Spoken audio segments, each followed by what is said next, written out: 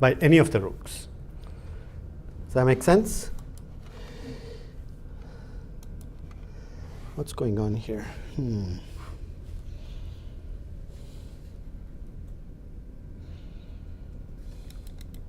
Oh.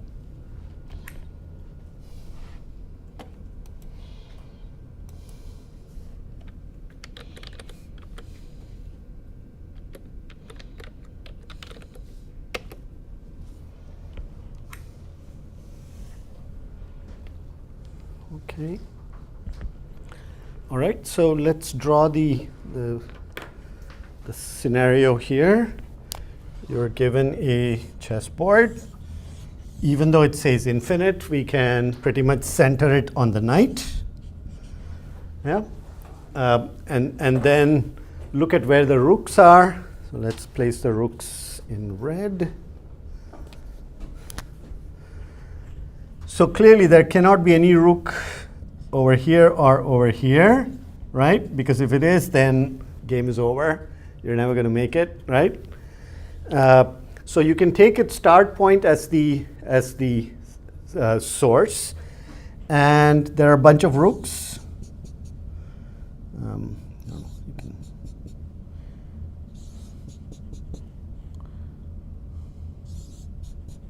So let's say these are your rooks, then clearly anything that's in this row or this column is all marked red, which means you're never going to be able to touch those cells.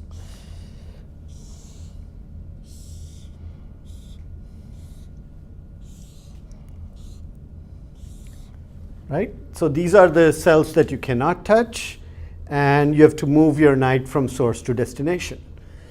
And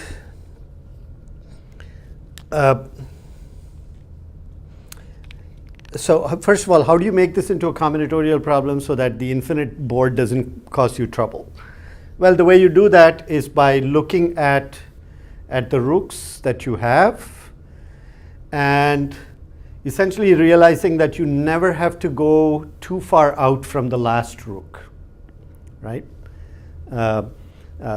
You can maybe add 3 rows and 3 columns if you wish, just to be on the safe side. So I don't think you're going to need 500 rows in order to get back to where you want. So you can essentially go from anywhere to anywhere, as long as, in fact, you just need 2 rows, but I think you can be safe with a 3rd row, let's say. So I'm saying you take the last. Let's say you take this rook here, which is highest in the y coordinate, and add 3 more rows here. And then you take the bottom one and you make sure that you add 3 more rows here. You take the last one here and add 3 more columns, and you take the last one here and add 3 more columns. And that's pretty much the board that you're going to ever need. Anything more than that is really not necessary.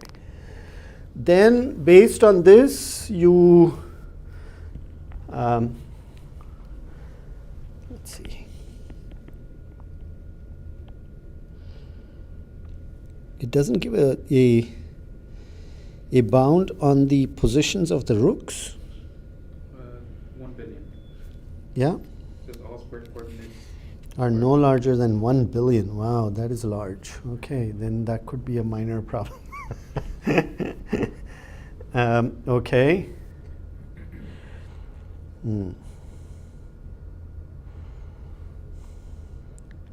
So you could have one rook over your positive 1 billion and the other in negative 1 billion. Maybe that's where the real problem is, because the rest of it looks very reasonable. So let's try and solve the problem when the board is small. Okay, let's just see if we understand the problem. So the moment you have a situation like this, you know the location of the knight to start with, and then from there you know exactly which places it can go to. There are 8 possible positions that it can move to, right? And then from there you again have 8 possible positions, and some of these are going to be marked out if they hit any of the rows or columns of the rooks. And then your job is to see if you can ever reach the destination vertex, right? So in that sense, it's just a breadth first search operation starting from wherever the knight is, with some nodes knocked out. So then the challenge seems to be, so I didn't quite see this 1 billion. So the challenge has to do, is everyone clear about this basic approach? Yeah. All square coordinates are no larger than 10 to the 9 in absolute value. Wow. Okay, fine. So one thing we can see is that we can quickly figure out what is the closest you can get to the rook if you don't have any obstructions along the way, right? And how many rooks can be possible? 1,000.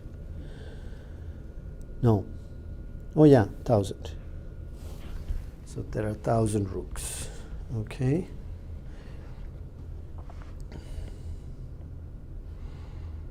Okay.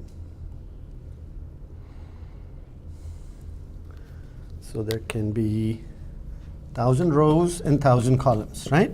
That are not allowed. And your knight may be anywhere in between here. Could be starting in any of these cells.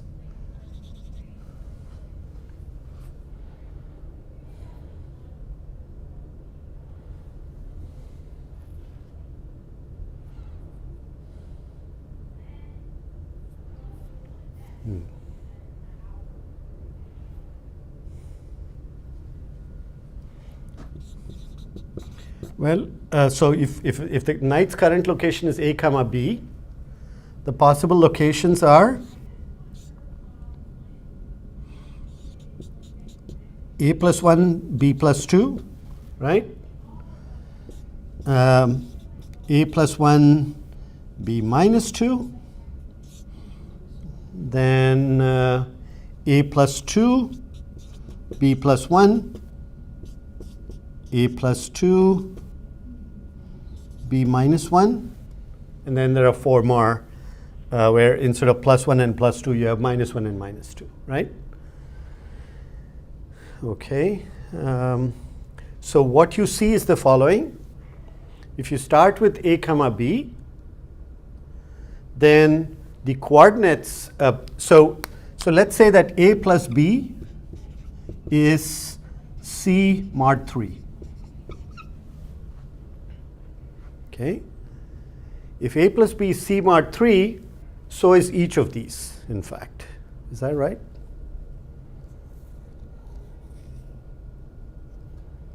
No, that's not right. Is it? So this one is right because you're doing, but this one is not. Here you get A plus B minus 1. Mm-hmm.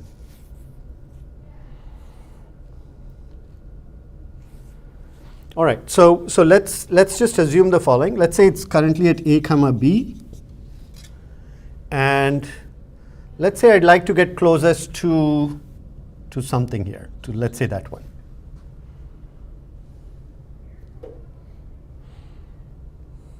No. Actually, let's do this in a simpler way. Can I borrow the? Thanks. Yeah. So let's forget all this.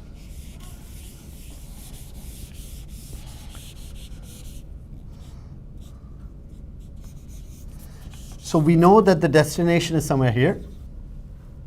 Let's say it's in the positive quadrant. Okay, and let's assume that this is 0, 0, because I can shift everything to by an appropriate amount. So let's say this is 0, 0, and let's say we want to go to A comma B.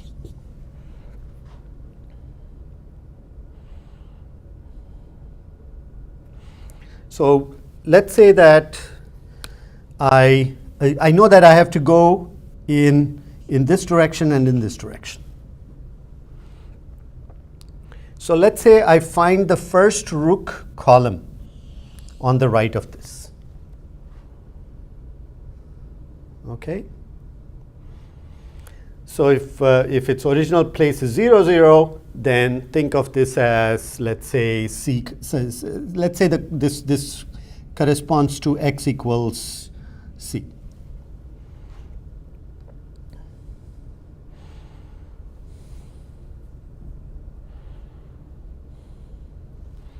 Yeah, we're also going to need the first row here, which is going to be, let's say, y equals d, right?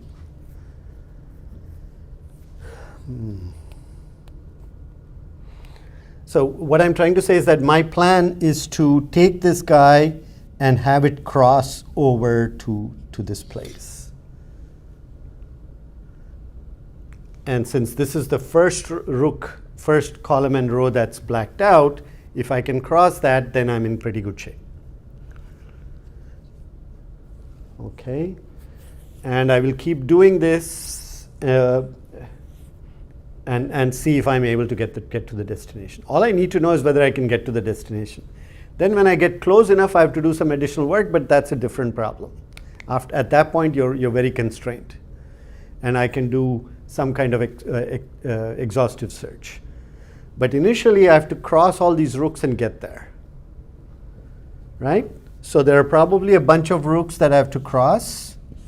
There'll be a bunch of rows and columns, and I'll just try to cross the first one. And my goal is to cross this point without touching that row or that column. Yeah? I have a question. If two rooks are ever in adjacent rows or columns, you can never cross it, right? That's right. Yeah. In fact, that's pretty straightforward, and you can rule it out, right? Yeah, absolutely right. So, so that means that the adjacent row and column is definitely free for these two guys, which means I should be able to get to that square or somewhere there without touching this row or this column, and only going roughly in that direction. So, so I have to kind of figure out. This is where I was saying that you can do. How do I do this? How do we do this now?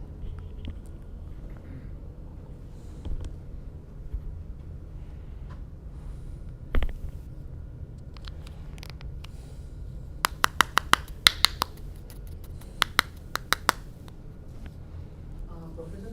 Yeah. Can we do like instead of having a square matrix, if we have only those cells on which the knight can move, like we make an adjacency list of.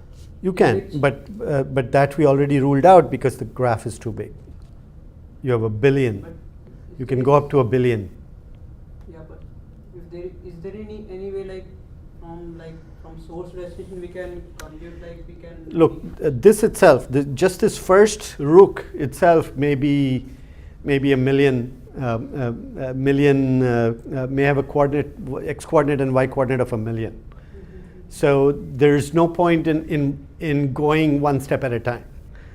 What you have to do is to be able to get close enough. And this is where I was saying I was going to use some properties of this of the coordinates. And what I was trying to say was that if I'm going in that direction, right, then I know this will go to a plus 1 b plus 2 or a plus 2 b plus 1, and both of these have the nice property that when you add the coordinates, it's still going to be mod 3. So simple solution is, when you have this, find the nearest spot that has a plus b equal to the same mod 3, right? And then try to get there. So, just Yeah. from looking at the grid, maybe, so if the grid, like, if a block is big enough, Yeah, the knight can get anywhere in that block. correct. So, we can always get to the corner or before the corner. Right here, you mean? Yeah. Yeah, yeah. So that is my plan. If this and this are large enough, if they are bigger than 3 or something like this, then I should be able to get sufficiently close. Or even you can go backwards and then go back up. Exactly. Yeah, exactly. So there are many ways to make your way close enough and also cross over eventually. You may have to step here once and then get over there, but you can easily get there, right? Especially if you have 2 rows and 2 columns free, then you have absolutely no problem, in my opinion. So let's say that we have next to it we have 2 rows and 2 columns free, 2 rows and 2 columns free. Then I can get close enough and I can jump over to this side and then jump over here and then jump there. I can eventually make it to whatever whatever space I want in that square quite easily. It's just a matter of finding that pattern, and it'll take some time to figure that out, but that's relatively straightforward. So my goal was to make it one step at a time. After this is done, you again find the nearest corner that you want to cross, and again you use the same principles. That was the approach that I was going to suggest. And now the next question is, clearly we know that adjacent columns cannot be blacked out, adjacent rows cannot be blacked out, but what if you have only one row and column in between, right? Hi, yeah. So if I have only one row or column in between, so let's say I have only one column in between but many rows. Okay. So the question is, can I now make it across? And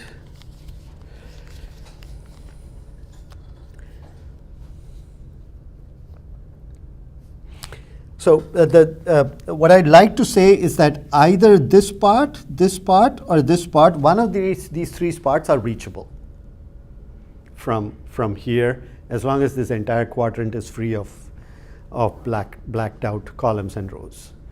So let's call these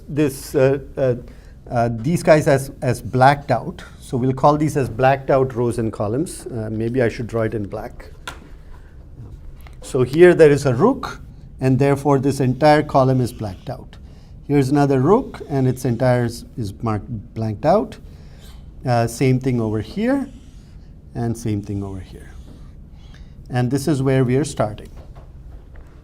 Okay, so it's blacked out because there's a rook, and you're disallowed. So what I'm trying to say here is that if there is enough space, you will be able to get to one of these 3 spots, and one of those 3 spots will have your C mod 3 relatively easily, and you'll be able to get there. Okay. Once you get there, then it depends on how many rows and columns are free after this. If there is at least 2 on both in the rows and the columns, then you can easily get to the other side, and there is no problem. If there isn't, then you have to work a little bit harder.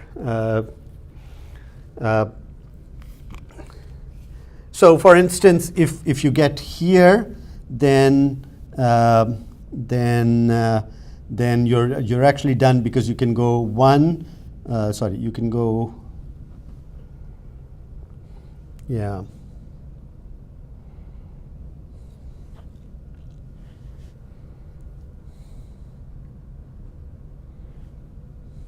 Yeah, in fact, you can go, you can go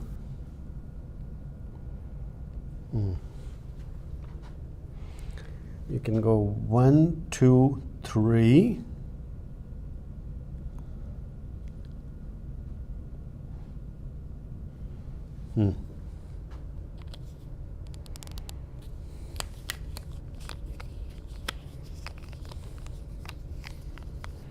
Yeah, there are too many cases here.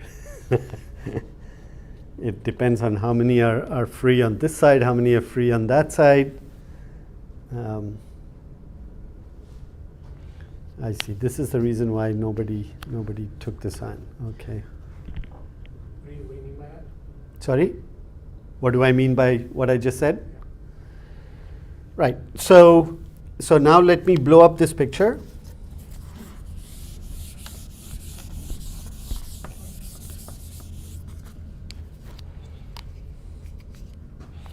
So let's say the knight is on, the knight is here. Sorry, that's not what I want to say. Here's a blacked out row and column. Okay, this entire column is blacked out. I have one free column, and then I have another blacked out column. Okay, so these are three columns next to each other. Then I have a row that's blacked out.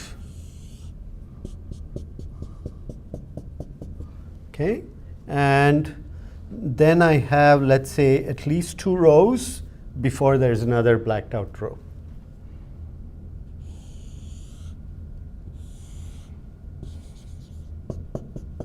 Let's say I have something like this. Now there are three possibilities.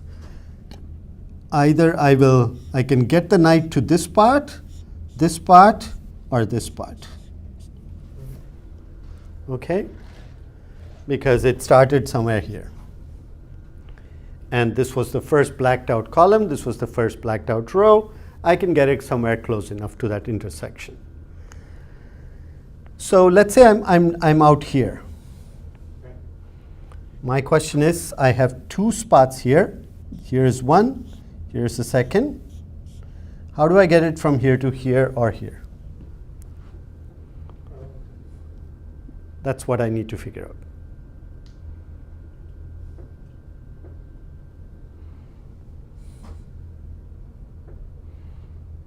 Well, if you go left one up to. Sorry? No, Yeah, it's a little tricky, so we need to figure this out. So I could go from here to here, but then I don't know what to do. I could get here, and then get here, and then get here, and then maybe over here, but then I'll be stuck, so I'm not really sure. yeah, so if you have the same pattern. Repeat. Well, let's just say that here there's a lot of open space. Okay. Oh, then you can Does that help you? Probably. So one thing that you notice from this diagram is if you have a 5 by 5 square of open space, you can get to any point within that. Within that. Yeah. Okay, so we don't want to allow too much open space then. Okay, Yeah, I checked, good. You can do 4 by 3 or 3 by 4. That's the minimum to get anywhere. 4 by 3, that's what you checked out? Or 3 by 4. Yeah. Uh-huh. Okay. So here, let's say that we do, we again, let's say that we have only one that's empty. Okay, well, let's make it 2 empty.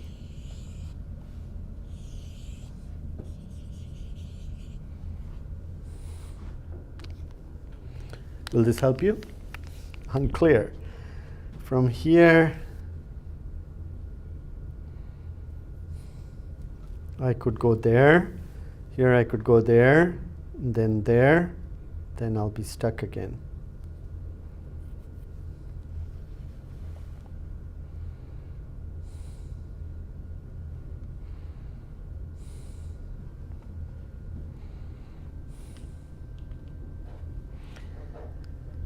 Yeah, I think perhaps the way to think about this is that maybe I don't want to just go to one of these. Maybe I could say it's okay if I can get to this particular area, or either to here or to here, let's say. And that would work out because from here I could jump there, then there, and then there. Well, would it make sense to work backwards? Same thing. It's ultimately going to be the same. Because if you have like a lot of open space anywhere, and since the board can be really big, and there's only like 1,000. Well, so if there is open space there, then we could try and get to the open space first, right? But as long as I cover columns, or as long as I cover rows, I'm making progress, and that's good enough at this point, I think.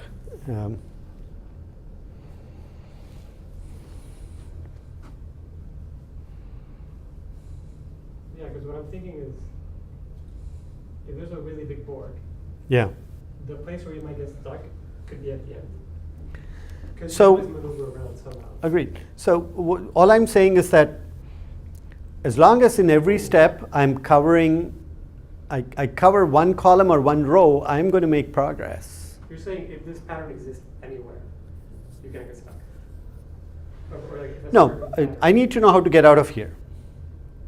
Okay, I'm here somewhere, and I want to either cover a column, meaning skip one black column, or skip one black row. That's what I'd like to do, right? And my claim is that I can always do that by going here and over here. I would have essentially covered two columns, or I could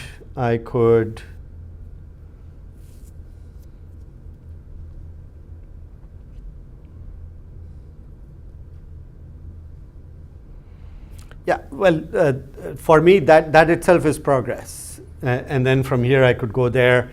I would have also covered a row. So all I need to keep track of is, you know, how many rows and columns I have to skip, and just make progress on either front.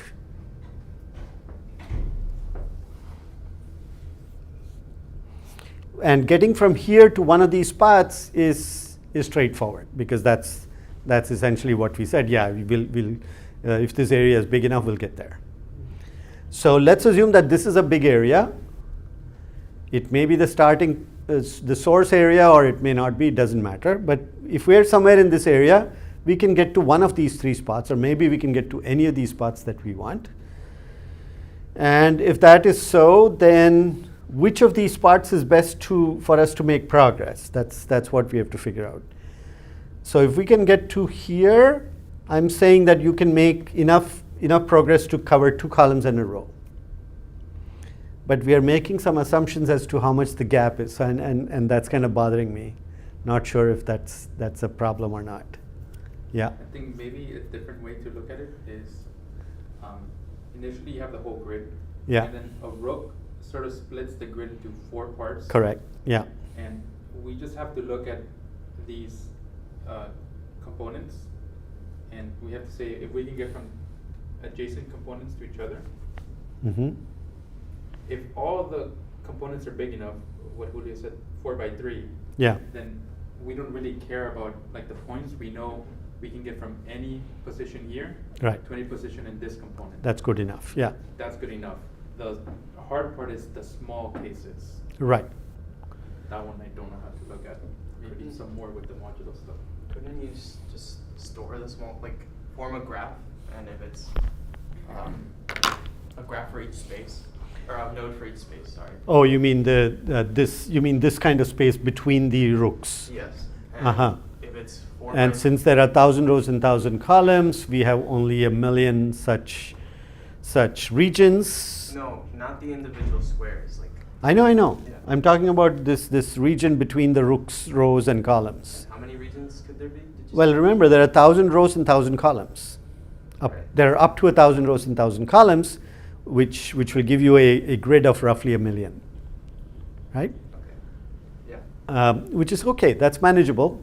So essentially you're talking about a graph on 1 million vertices, and now your job is to get from somewhere in this region to somewhere in that region.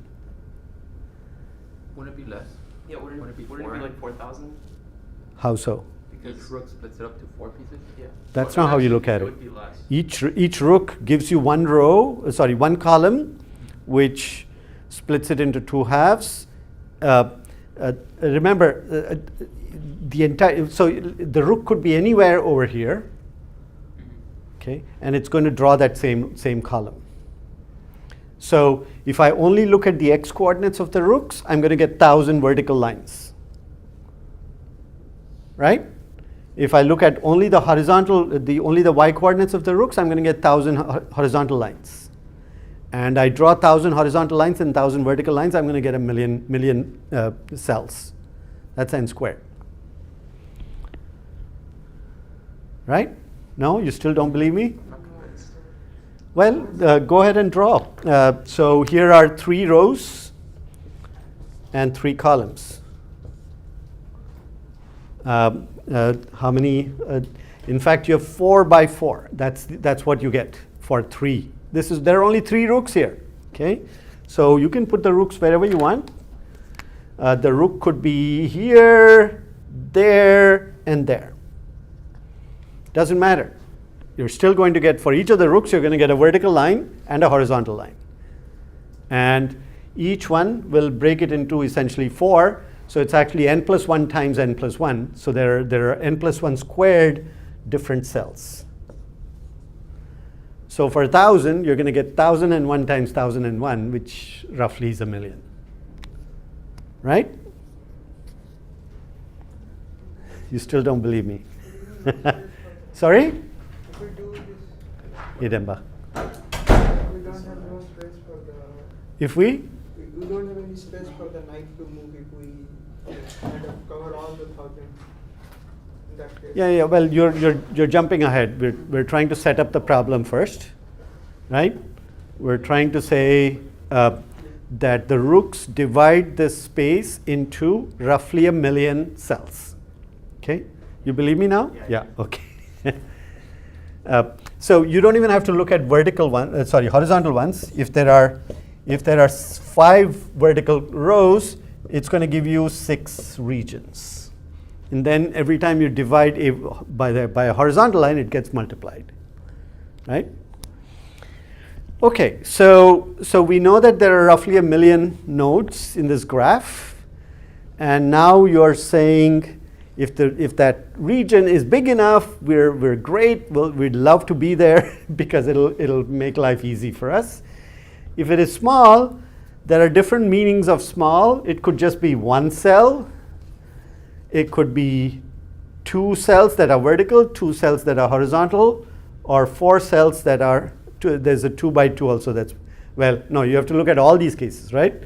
You need 1 by 1, 1 by 2, 2 by 1, 1 by 3, 3 by 1, 2 by 3, 3 by 2. What did you want to go up to? 4 by 3, you said, right? Well, 4 by 3 saves, so 3 by 3 as well. 3 by 3 and 3 by 3. So these are the only options. Oh, I forgot 2 by 2 somewhere. I mean, it could also, special case could be 1 by 100. So 1 by n. Oh, yeah, true. Okay, so 1 by n and n by 1, right? 2 by n as well, right? Okay. 2 by n by 2. Well, yeah, okay. All right. And here we are assuming n is greater than 3, right? And I think here also we're assuming n is greater than 3, yeah. Okay. So we label all the vertices by this, and then we have to figure out how to get from. So then we have to take combinations of four guys that are next to each other, right? Except that if you're looking at 4 regions, here, where the graph looks like this, the number of rows of this guy should be the same as the number of rows of this. Number of columns here should be the same as the number of columns here, and so on.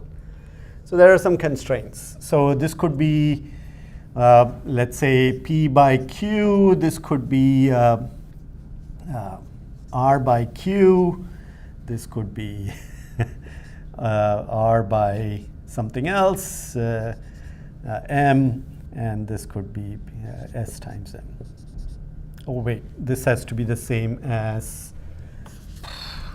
P, right? P, yeah. This is what you get. Is that correct? Yeah, these two have to have the same number of columns. Ooh, wait, I made a mistake. No? Okay, let's get this right.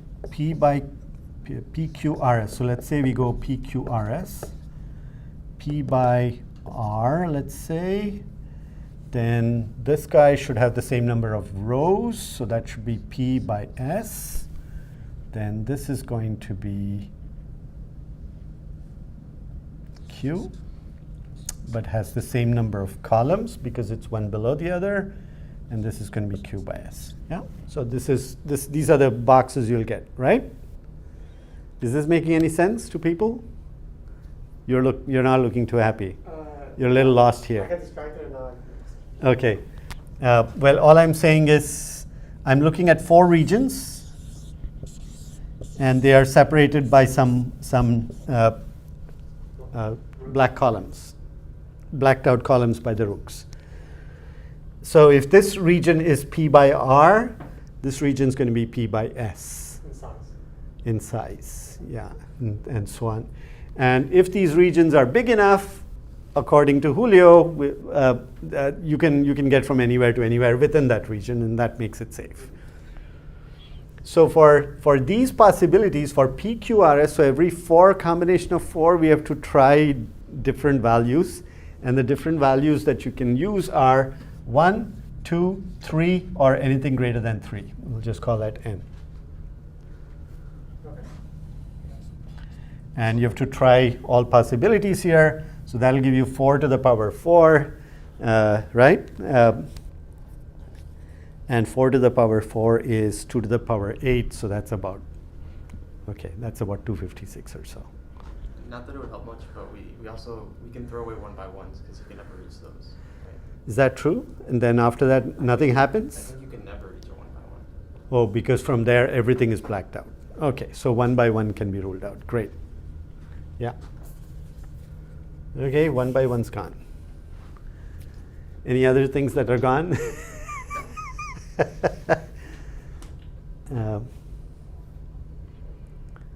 So do you think this is even possible? This works? Like, what do you mean? Getting from the bottom up to in there? Can I even get there? Can't you do? So I could Yeah, go, and then to the right up. I could go here and then over here, and then what? No, never mind. Never mind. I don't quite see it unless you go up and do some funny stuff. Sorry? Night goes from white to black, black to white. That's the No. This is not white and black. Can't Sorry, you go you're. Here to here, and then here. Or are you Here- talking about this specific square? Yeah, but then okay. No, I see. So you can still get out. Okay, true. That is true. Okay, so then your jump off point is not here yet. It has to be here, and then you could jump in here and get going. Okay, fine. Yeah. So life is possible with 1 by 2 and 2 by 1. Okay. All right, but it also means that I can't have 1 by 2 here and also 1 by 2 here. It seems, is it? Can I do that same trick from here? No, I don't think so. No. I can't get there. I can get somewhere else.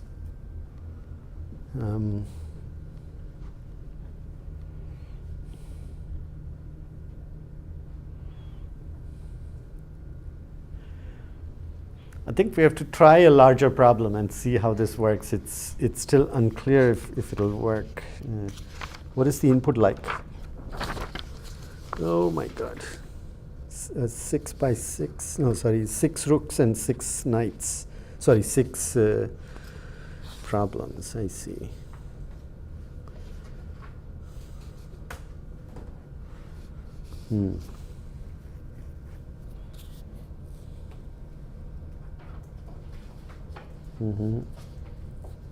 And here there are 8 rooks and 10 different questions, I see. Look, they do have a problem where you have to go from -1 billion. Yeah, that's a billion. So without some kind of modular arithmetic, there's no way you're going to solve that. You're not going to be able to do any searches there. But if it is, with 8 rooks, you will essentially get 9 by 9, so something like 81 different regions, and so you have a graph of 81, and then all you have to do is to figure out whether you can get from one region to the next, right?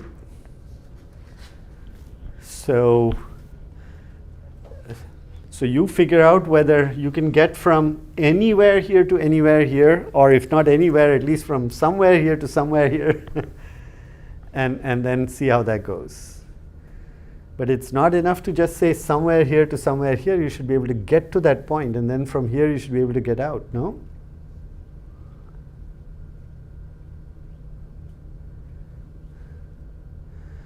Yeah, what I was saying here was that if I have another region with just two, let's say there's another black region here,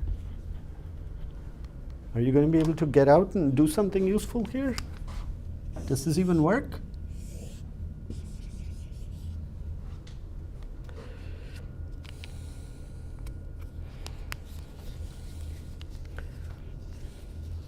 Anyway, the only way to do this is from go to here to here to here, move forward in this direction, or from here you can go boom, boom, boom or something and just keep moving forward. But once you get here, you have to go out. You can't stay there really, because this area is too small. 2 by 2 is too small for anything. And 3 by 3 also is quite limited. 3 by 3 only allows you to be in the same spot. And that's why you need the 4 by 3. That's what you're saying. Okay. Uh-huh.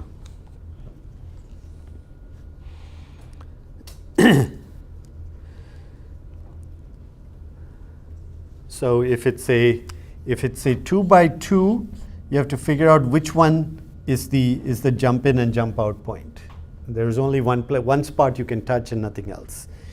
If it's a 3 by 3,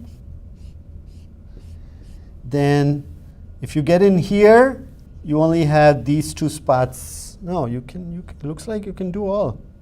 So what was the problem? All but the center, I see.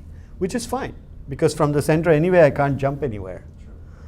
True. So this is actually good enough. So 3 by 3 is good enough for us to, because we'll never be able to get in there and we'll never be able to get out from there. Unless your source itself is sitting there. Right? If the knight is sitting there, then you're done.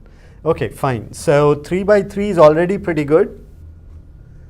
So we only have to consider, yeah. So we've pretty much taken care of all of this, so to speak, mildly. We've hand waved a lot.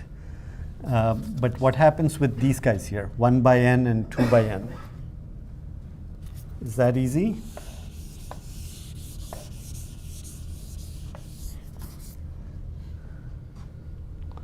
If it's 2 by n,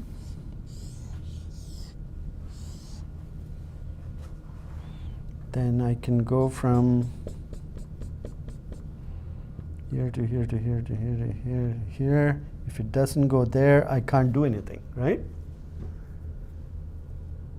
There's only one set of things I can touch, and then I have to jump out of here. Or I can go from here to here to here to here. These are the only two possibilities, it seems. Unless I come in here, in which case I would again go through the other points, but they all are independent of each other. So 2 by n is a problem. 1 by n is also going to be a problem unless there's another neighboring one that's, well, there should be a neighboring one that has n columns also. So what if you have two 1 by n's? I have a 1 by n here, and then there's a blackened row, and then there's another 1 by n. So now I can go jump this way, and I still get only specific spots I can get to. If this were 2 by n, then what happens? Can I do more? If this were 2 by n, I go here, and even there it's very limited.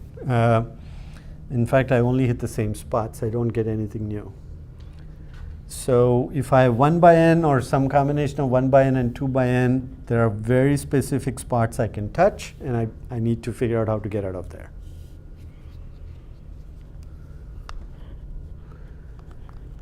So really, all of these are going to be limited. There are only specific cells you can get to, and depending on which one you get into, only with the 3 something interesting happens. So I think 3x2 and 2x3 are probably somewhat interesting.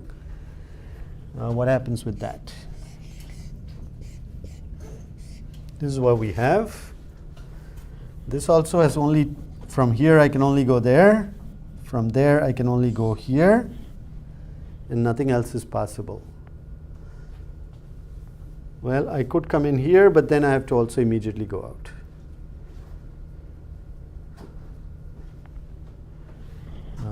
So if I come in here, I have to go out. If I come in here, I have to go out. So all these configurations have very specific spots where you come in and very specific spots you can go out of. That's what we understand. And if you have a 1/n here, you must have either a 2/n or a 3/n or a larger by n, in which case, of course, everything is open. For the 3x2 case, you would never actually need to go into the middle ones. You may. It's possible that you come from there to here and then go back, I'm trying right? to picture a scenario where you would want to do that. I don't Well, think there is. so let's say that I have two 3x2s. I have this and I have this. Right? In this case, either I come in here and go there, or I come in here and go there and get here. Okay. Right? So those are two possibilities. So now I'm using this as a exactly like what I drew. So it seems it depends on what the neighboring cells are. Yeah, this is an annoyingly hard problem. There are just too many cases, it seems. Is this Unless the right there's. approach? Sorry? Is this the right approach? I don't know. I don't know. That's how I would try it if I were trying it. I really don't see anything else. This is definitely the right approach in dealing with regions. I thought the modulo would work out, but clearly it didn't. But it does have some promise for which one you can definitely get to from a cell. Yeah, so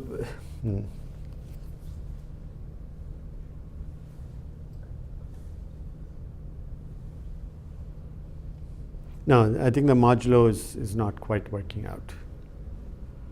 I think your approach is better. Shall we look at some other problem? So I wanted to briefly spend some time on this counting satellites. Did you guys take a look at this? This is part D, problem D.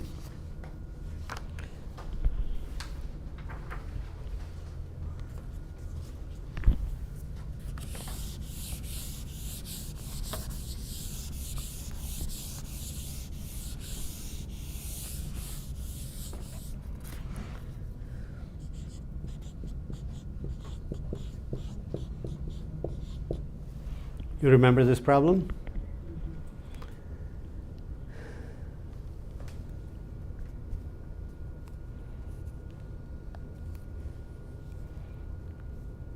Any of you try this?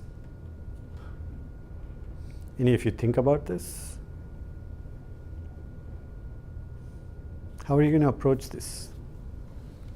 The main thing is they want output a string of at most 5,000. That's right. That's where the challenge is, right? We already talked about this during the competition. If you don't have a bound on the length of the string, it's easy, because you just multiply. You just create that many s's, and then you're done, right? So what do I do now? Repeat the satellite. Sorry. Repeat the satellite in the variables. So let's take a simpler problem. Let's say I want to create a word that will allow me 21 different versions of satellite. And okay, let me take easier. Let me just make it 15. But I want the total length to be to be, how much is this? 336. To be not too long. So let's say something like 2 and 4, 6. So maybe I want the total length to be not more than, say, 16 or 17,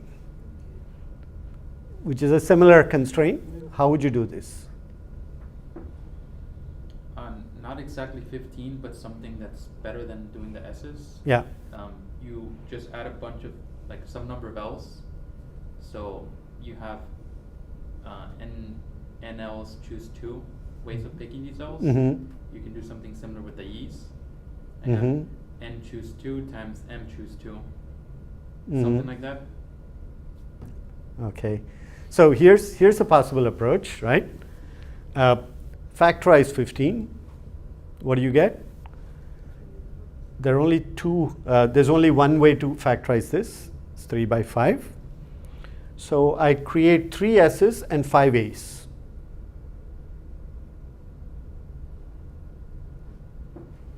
So I do SSS and then 5 A's. And then the rest. Will I get 21? Sorry, will I get 15?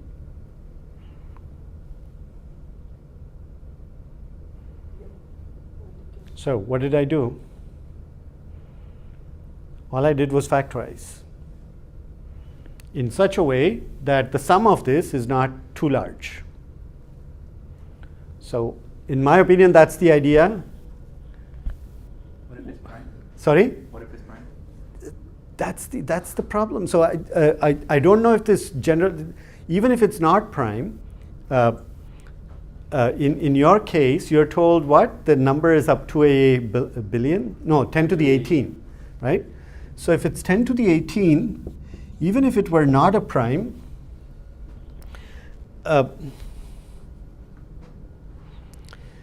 it could be a product of 2 primes that are as large as 10 to the 9. So I don't know. But it seems that they're saying, they made a claim there saying that a solution is always possible. So let's just assume that the solution exists.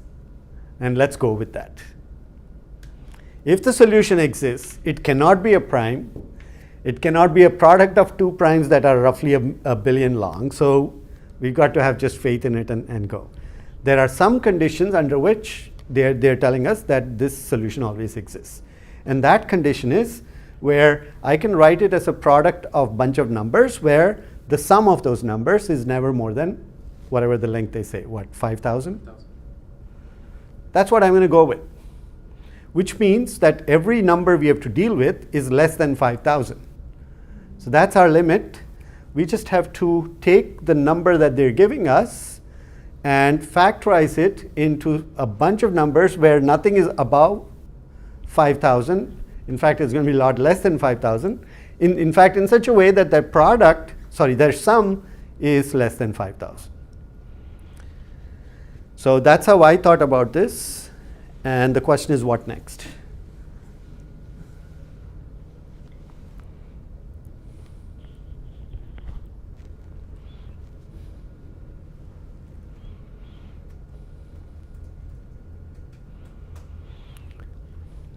So you actually added an interesting idea to this, where for the L's you can say, if I have 5 L's there, it'll be 5 choose 2.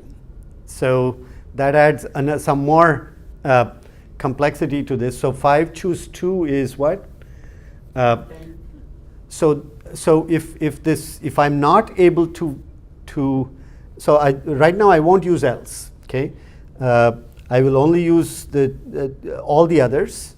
But for the L's, I can actually take even a larger number. And that's n choose 2, where n is some number less than 5,000. And then n choose 2 is roughly of the order of n squared, because that's n times n minus 1 by 2. So that's roughly of the order of n squared. So essentially you're multiplying your product by a square of a number. So that's actually quite nice. You can use that quite effectively. So if some number, if one of these guys looks like this, then I can put that in here as a product and not have to deal with just the things I'm multiplying with. So one idea is you look at all possible numbers that look like this and see if you have that as one of your factors. Are you with me? Did that make sense to you, or did that go too fast? It makes sense. It makes sense. Okay, good. How about the one you don't like? We can't get satellite substring, right? Why not? Why? What did I do wrong? There are a lot of ways. Sorry? So how will you get the satellite substring? You tell me, from this word, how many satellites can you make? It's not a substring, I think it's a subsequence, right? Yeah, it's a subsequence. Okay, so I have a simpler way of doing it, and that is simply repeating S 15 times and then doing satellite. Okay? But we disallowed this because this will make the string too long. Okay? By doing this, I now made it smaller because I wrote 15 as 3 times 5, right? So I have 3 S's and 5 A's. Does that make sense? So now, according to him, if I take, if I can take a number 500, choose 2, whatever that number is, right? If that's a, so if I put 500 else, let's say I put 500 else here, then the number of satellites I'll make gets multiplied by 500, choose 2, which is great.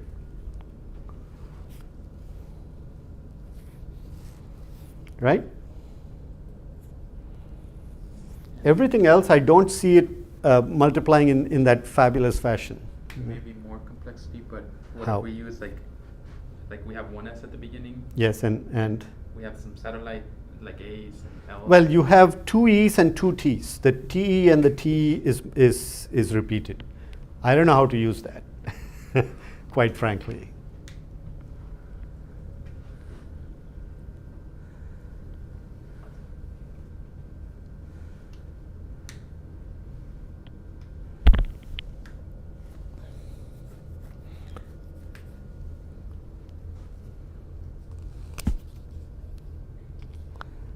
So in order to use that, what if I repeat TE, TE, TE many times?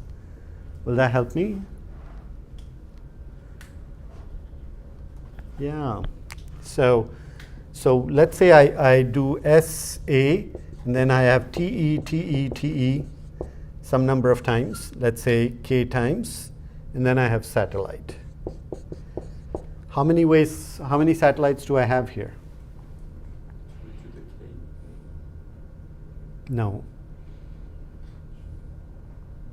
How did you get 2 to the K? The K divided by 2. Because I thought every TE that you add, it would double the number of satellites. Okay, with this I get 1. If you take 2 of these, you're saying what? So that would be, I think. So I can take 4. this T will, I can use either this E or this E. Yeah. So that's 2 already. And then with this T, I can take 1 more. So it's actually 3, and I don't know how to count that. It's quite nasty. Is there a formula for that? It is, maybe it's the sum of the integers up to K. No, it's not. It's not. Is it? It 2 plus makes 1. sense to be. Oh, maybe you're right. Maybe you're right. So you're saying if there are K of those, with this T, I get KEs. Then with the second T, if I use the second T, then I get only 2. So I get K minus 1, and then K minus 2, and then in the end I get 1. So that's K choose 2. So again I get this K choose 2. Darn it. Yeah, so that's another K choose 2 here. Okay, which is good to know. So that's true even over here. I can take SA and make it SA, SA, SA, and that becomes K choose 2, right? I'm not seeing how TE is better than TTE. Can you show me? Yeah. Right. So let's write that down and see. Huh? Why then, like, don't it possibly be? So let's say I have TTEE and I have TETE. Okay. This will give me, each of these T's has 2 possible E's, so the number of ways I can do this is 4. That's because that's 2 times 2, right? Here, with this T, I can use either E, but with this T, I can only use 1 E, so it's actually 3. That's the difference. And is it better or not? That's for you to decide, because maybe you need 3 instead of 4. Yeah. Sorry, your question? Why is it possibly 0? It's like. What is 0? Possible having some. Which line? Second bar, second line.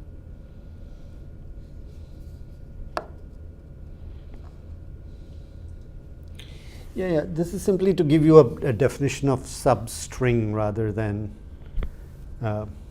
subsequence rather than substring. Substring needs to be next to each other. Contiguous subsequence simply means you can they just have to be in the right order. Right? Yeah. So another idea, so let's say we have satellite. I'm using only. So I extra could also, looks like I could also do SAT, SAT, right? a different thing that gives us, like, not just like multiplication, gives us addition is, we have an S, we have satellite, we can choose any number of L's here, then we put another S, satellite, and then choose any number of L's here. We have number of L's summed up, choose 2, plus the second number of L's, choose 2. Okay, say it again, sorry. Can I write it? Just Of course, yeah. So you have S. Let's say we write satellite here. Yeah. With, let's say, ALs. Mm-hmm. And then we do S here. We do satellite here as well with BLs. Then Mhm. I'm saying is A plus B choose 2 plus B choose 2. That's what I'm saying. A plus B choose 2. I have ALs.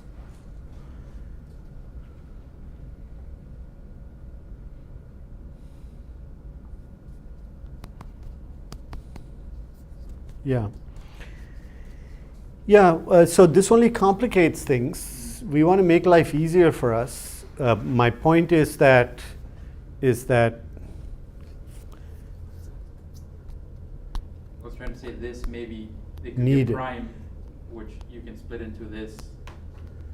well, we may need to go there, Yeah. but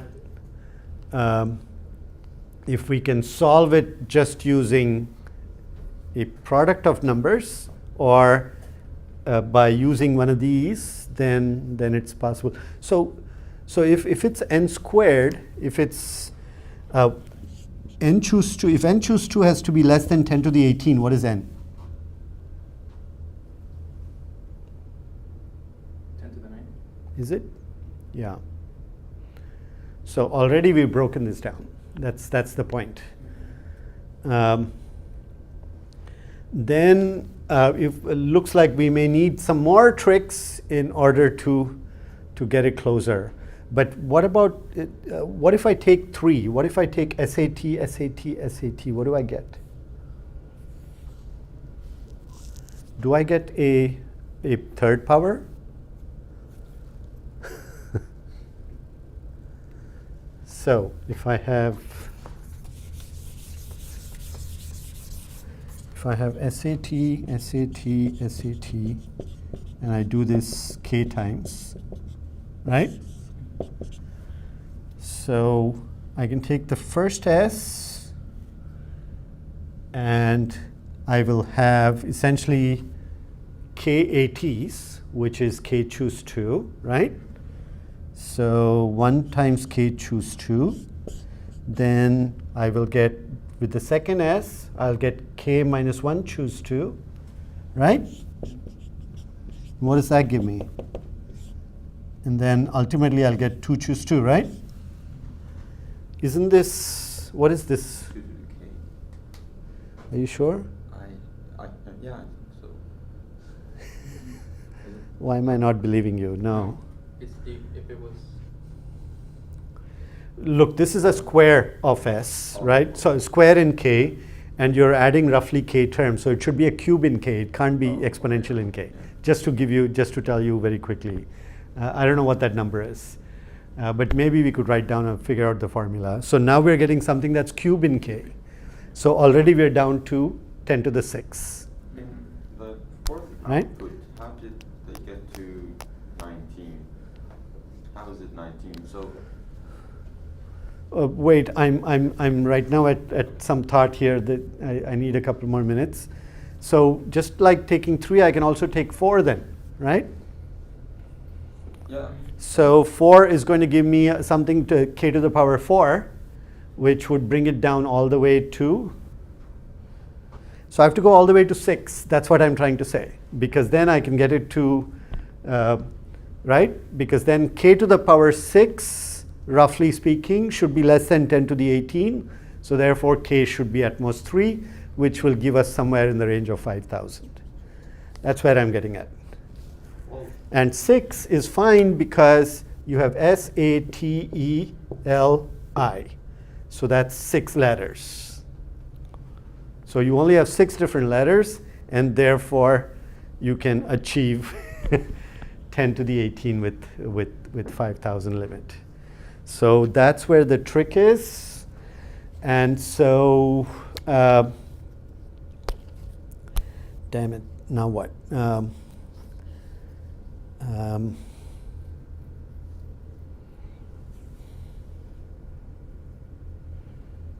Yeah, so here's the plan. This is the first time I'm thinking about it, so I may not have thought it through. Bear with me.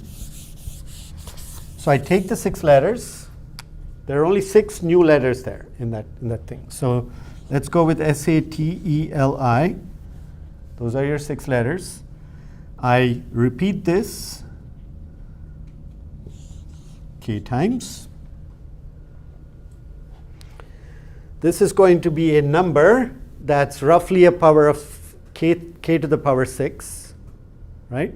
So this is the number of ways I can, and at the end I will do, what will I do? Well, here this L is going to be a problem, and so is T and E.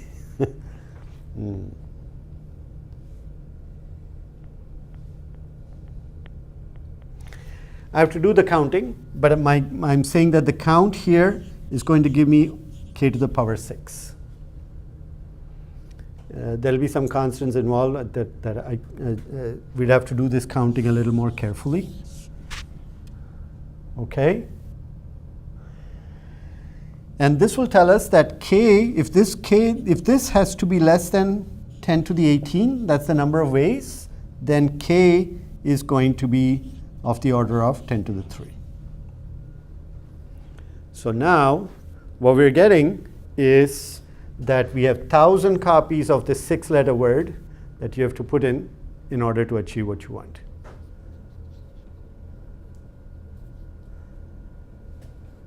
Are you with me?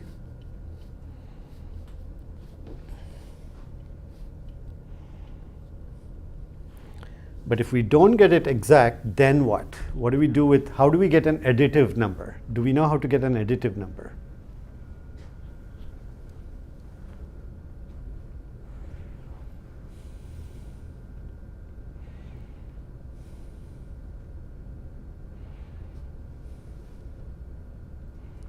Okay, so then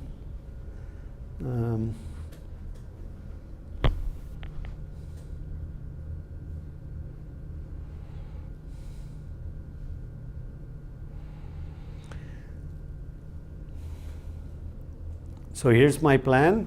I start with SATELI, figure out what this exact number is for how many words of satellite I can make from this. For each value of k, I make a table. That'll tell me exactly what number I'll get. If any of those numbers is exactly what I want, I can stop. I just have to produce that. If not, then what?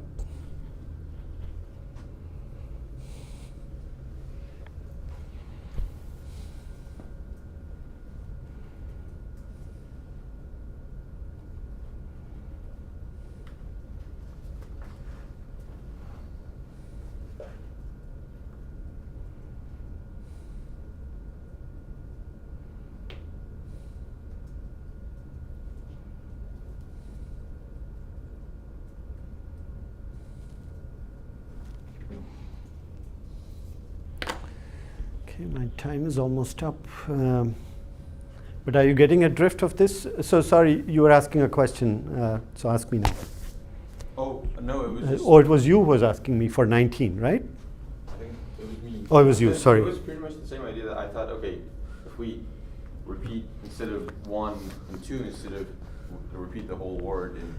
Yeah, no, that many letters. So yeah, but pretty much the same thing. but that's not how I would achieve 19 anyways, but that's okay. So you wanted to know how you get 19 on that word. So here is the... No, that's fine. I didn't- You actually figured it out? I can figure it out. Okay, all right, fine.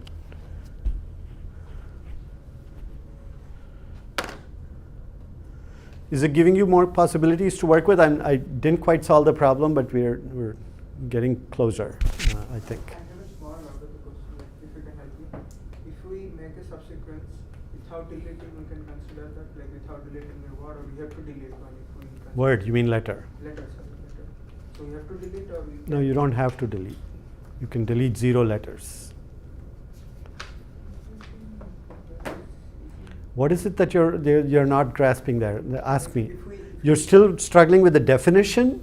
no, if we don't delete, then like Okay, so if let's say this is my word, so this is my word for 15. Do you believe that this gives you 15 satellites? How?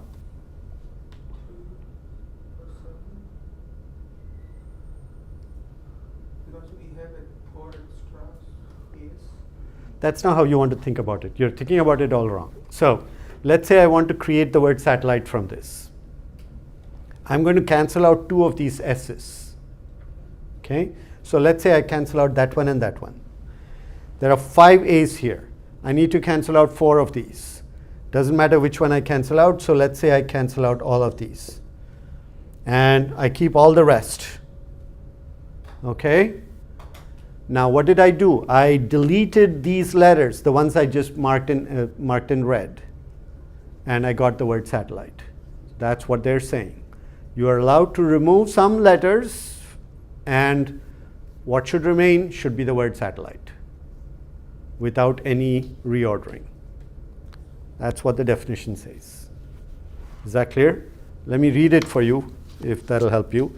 String S is a subsequence, which means the word satellite is a subsequence of this strange thing we just wrote here, if and only if it is possible to delete some characters. Here we deleted that, and in order to get T from S. So we got the word satellite from this word by deleting those characters. Is that clear? Okay. And two subsequences are considered different if it deletes different ones. If instead of this S, so let's say I keep this one, but I delete that one, it gives me a different subsequence. It gives me a different choice, but it gives me the same final answer. Is that clear? Okay. Other questions? All right, I'm going to stop here. Sorry it was not well prepared today, but we did make some progress. Easy or not easy?